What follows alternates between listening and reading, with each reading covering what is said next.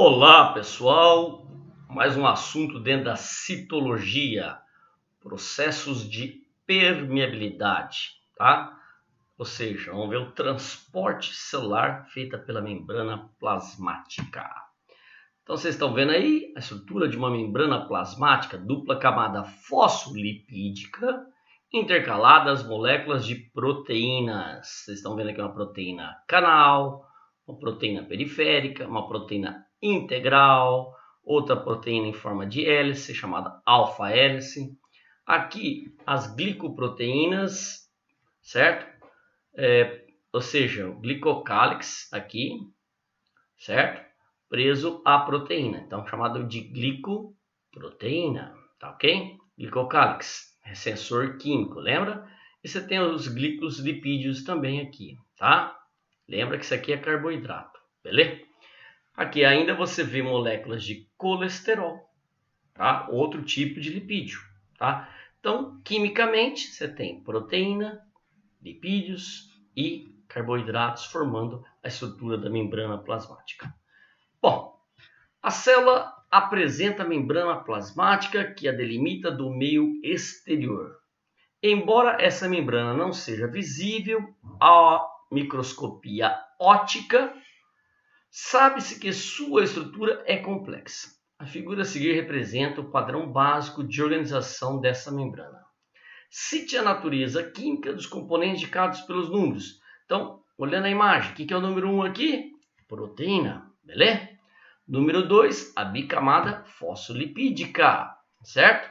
E o número 3, o glicocálix, certo? Também poderia chamar de glicoproteína, porque está presa a proteína lá, tá? Então, glicocálix ou glicocálice, aportuguesando a palavra. Bom, transporte através da membrana, soluções isotônicas, quando duas soluções contêm a mesma quantidade de partículas por unidade de volume, mesmo que não sejam partículas do mesmo tipo. Quando se comparam soluções com diferentes quantidades de partículas por unidade de volume e de maior concentração de partículas, é hipertônica e exerce maior pressão osmótica. A solução de menor concentração de partículas é hipotônica e sua pressão osmótica é menor. Separadas por uma membrana semipermeável, que é a membrana plasmática, há passagem de água da solução hipotônica em direção à solução hipertônica, processo conhecido por osmose. Então, vamos lá, soluções isotônicas. Soluto tem a mesma concentração que o solvente, certo? Então, soluto e solvente são iguais. Hipertônica, soluto maior que o solvente. Já hipotônica, soluto menor que o solvente. Belezura? Vamos lá. Você vai ver processos através da membrana, passivo, ativo e mediados pela própria membrana, que são partículas ou vesículas. Nesse tipo de transporte, o passivo, nós estamos falando, deslocamento de substâncias das regiões de maior concentração, chamada hipertônica, em direção àquelas de menor concentração, hipotônicas. Portanto, obedecendo uma tendência natural. Então, o processo passivo tem vermelho. Não há gasto de energia, certo? E a favor do gradiente, repare, em função desse tipo de transporte, está escrito errado aqui, certo? Há uma tendência entre os dois meios de entrarem em isotonia, ou seja, vai igualar as concentrações, ou seja, as concentrações se igualam. Então, exemplo de transporte passivo, sem gasto de energia e a favor do gradiente de concentração, difusão simples, osmose e a difusão facilitada. Então, vamos ver processo por processo, começando pela difusão simples. Deslocamento direto e natural de solutos em direção a regiões de baixa concentração, ou seja, do maior para o menor. É por esse mecanismo que ocorre o deslocamento de sais e gases. Então, repare aqui, você tem aqui o meio A, uma grande concentração de solutos, e o meio B, uma menor concentração de solutos, certo? É claro que aqui você está vendo o solvente em volta, certo? Aqui vai passar só o soluto do meio mais concentrado, hipertônico, para o meio menos concentrado, certo? Hipotônico, tendendo aqui a isotonia. Repare aqui a membrana semi o quê? Permeável, seria a membrana plasmática, beleza? Repare aqui que você vai ter 1, 2, 3, 4, 5, 6, 7 solutos no meio A, no meio B. 1, 2, 3, 4, 5, 6, 7, tendendo à isotonia, à igualdade dos meios. Difusão facilitada, similar à difusão simples, só que aqui, certo? Você vai ter uma proteína que vai facilitar a passagem. Então, a difusão simples ocorre pela bicamada fosfolipídica. A facilitada vai ter proteínas chamadas permeases, tá? Então, vamos entender melhor. Algumas substâncias entram nas células a favor do gradiente de concentração sem gás de energia. Lembra? Processo passivo. Mas com uma velocidade muito maior do que seria esperada se a entrada ocorresse por difusão simples. Nas células, isso acontece, por exemplo, com a glicose, com aminoácidos e algumas vitaminas. As substâncias facilitadoras presentes nas membranas celulares são as permeases, que têm natureza proteica. Então, difusão simples, bicamada fosfolipídica. Difusão facilitada é mais rápido e vai pela proteína chamada de permeases.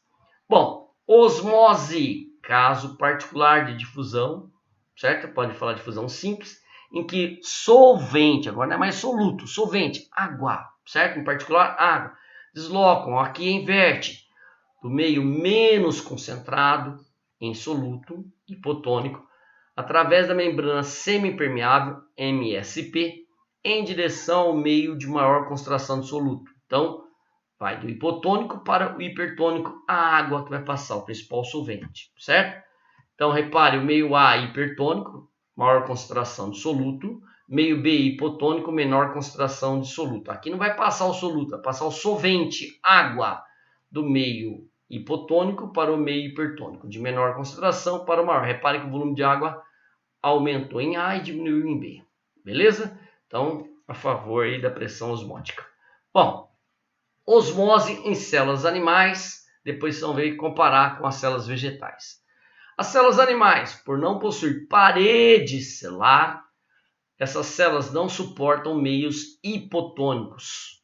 Assim, quando as hemácias são mergulhadas nessas soluções, por exemplo, água destilada, quer dizer, quimicamente pura, sem sais, o ganho de água por osmose é tão intenso que a célula se rompe.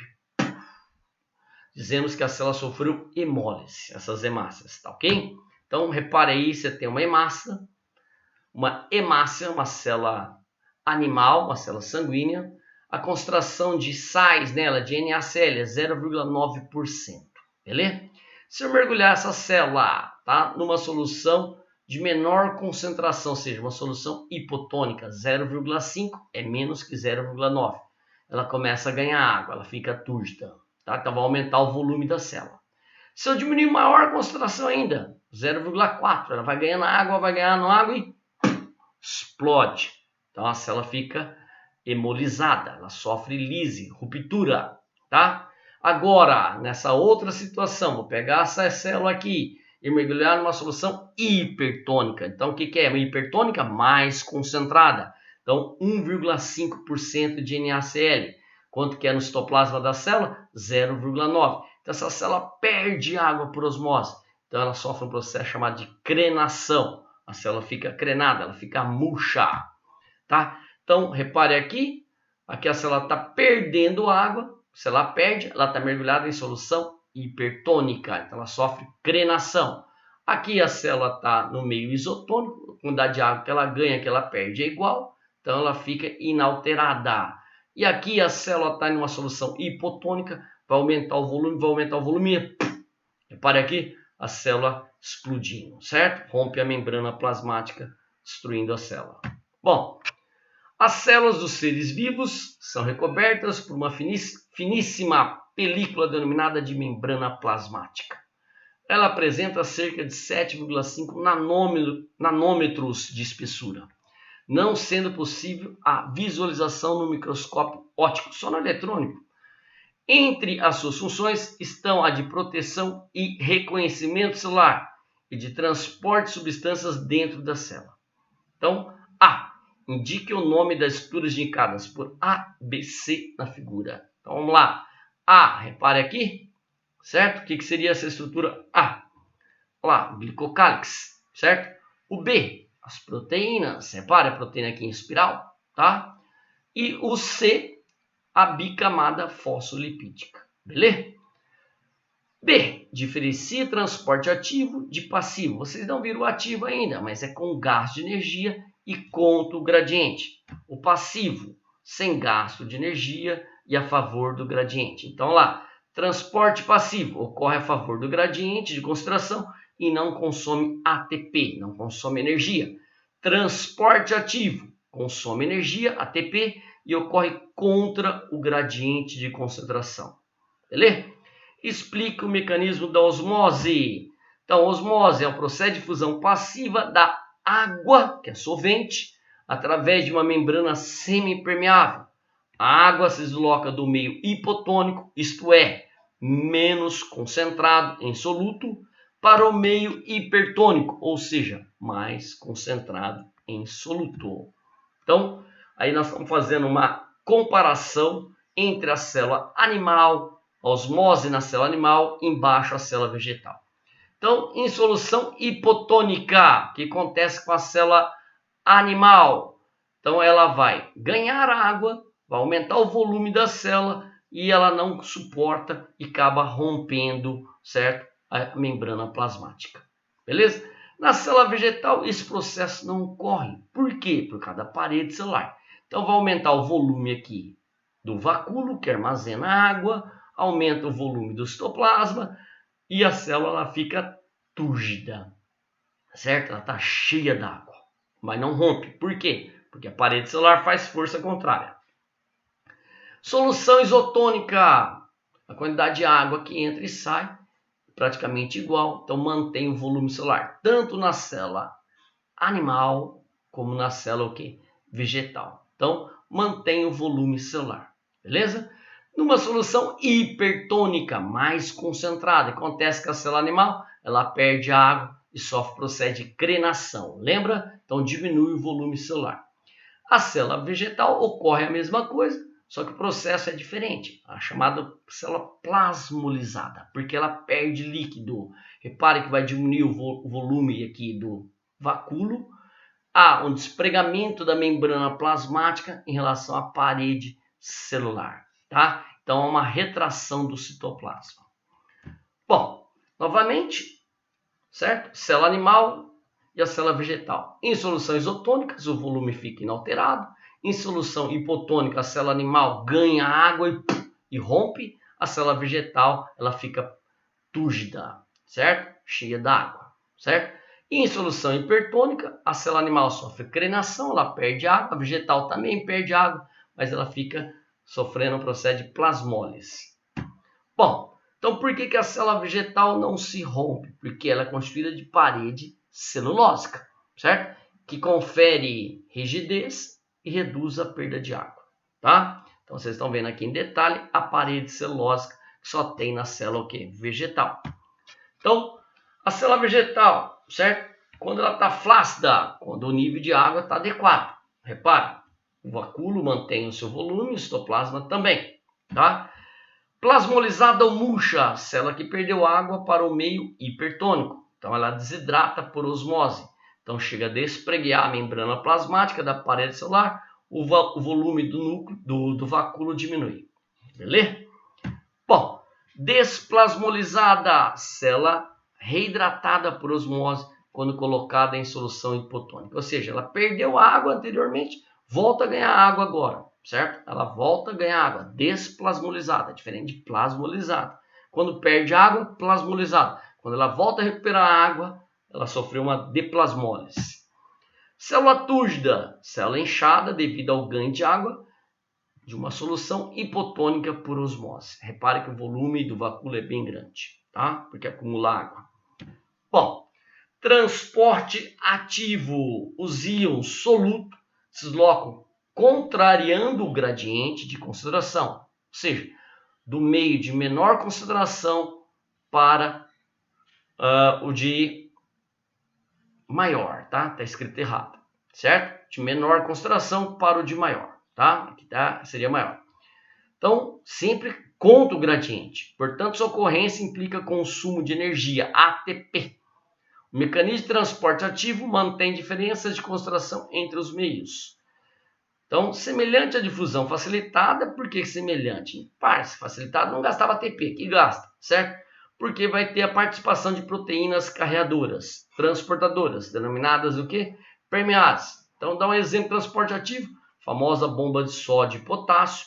Também tem a bomba de cálcio, de magnésio, mas o principal é a bomba de sódio e potássio. Então, elucidando bem a comparação entre transporte passivo e transporte ativo. Transporte passivo, sem gasto de energia, ATP. Tá? Transporte ativo, você vai precisar das mitocôndrias que vão produzir ATP. Vamos lá, você tem aqui o meio externo, alta concentração de solutos, o meio interno, baixa concentração de solutos, beleza? Bom, aqui a dupla camada fosfolipídica, tá? Vai passar aqui, então, de alta concentração para baixa, difusão simples pela camada fosfolipídica, beleza? Por uma proteína chamada permease, tá? Você está vendo aqui mediada por um canal, ou por uma proteína carreadora, certo? Então, aqui você tem a difusão facilitada. Então, do meio de alta concentração para o de menor concentração. Soluto, certo? Aqui você tem, lembra, glicose, aminoácidos, vitaminas, tá? Aqui, oxigênio, por exemplo, tá? Bom, transporte ativo. Conta o gradiente de concentração. Dentro da célula, dentro do citoplasma, baixa concentração de soluto. Fora da célula, alta concentração de soluto. Mesmo assim, está gastando energia ATP para tirar aqui o soluto de dentro da célula para jogar para fora. Tá? É claro que isso aqui pode acontecer ao contrário também, vai depender da concentração de qual soluto nós estamos falando. Então, vocês estão vendo aí a membrana plasmática, que é a dupla camada fosfolipídica, e verdinha a proteína, certo? Essa proteína está fazendo o que aqui, galera? Com gasto de energia, tá?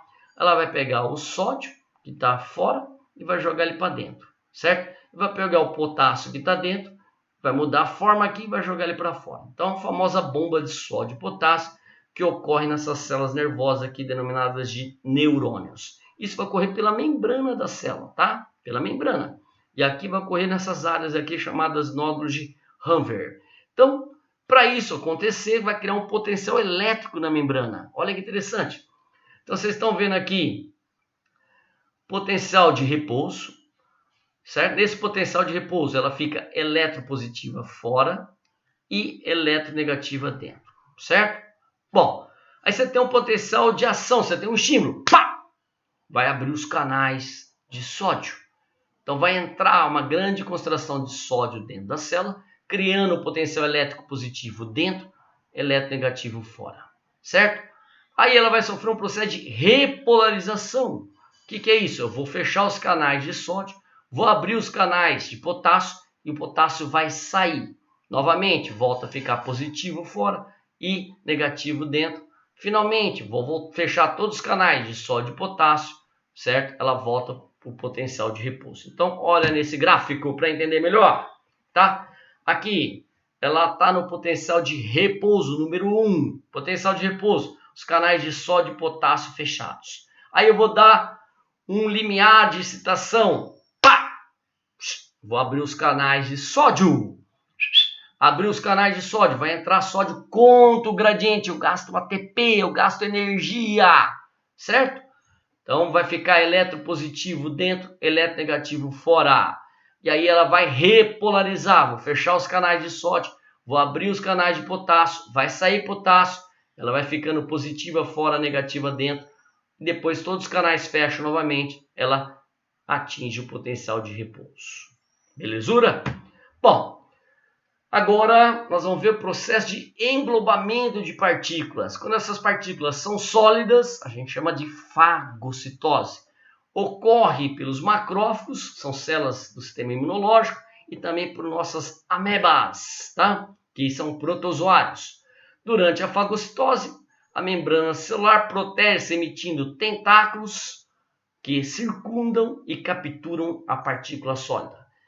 Esses tentáculos são denominados de pseudópodes ou falsos pés.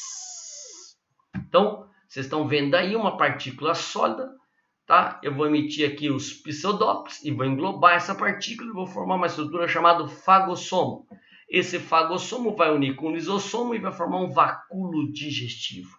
Então, englobamento de partícula sólida por pseudópodes, como é que chama? Fagocitose. Fago, comer, cito, célula, tá? Pinocitose, pino, beber, cito, célula. Então, agora procede o englobamento de partículas líquidas.